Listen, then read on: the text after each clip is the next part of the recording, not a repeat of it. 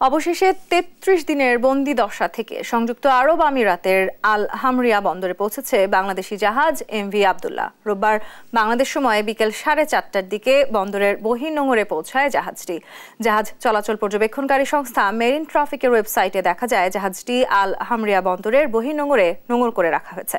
জাহাজের মালিক KSRM গ্রুপের প্রধান নির্বাহী কর্মকর্তা জানান, কয়লা খালাসের জন্য জাহাজটি রোববার রাতেই জেটিতে ভেড়ানোর কথা রয়েছে।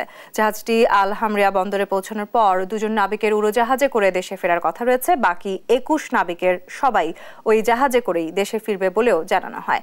প্রায় 33 দিনের জিম্মি দশার পর গেল 13 এপ্রিল 23 নাবিক সহ এমভি আবদুল্লাহ মুক্ত হয়। এর আগে গেল 12 মার্চ মোজাম্বিকের মাপুতো বন্দর থেকে আরব আমিরাতের আল হামরিয়া বন্দরে যাওয়ার পথে সোমালীয় জলদস্যুদের কবলে পড়ে জাহাজটি।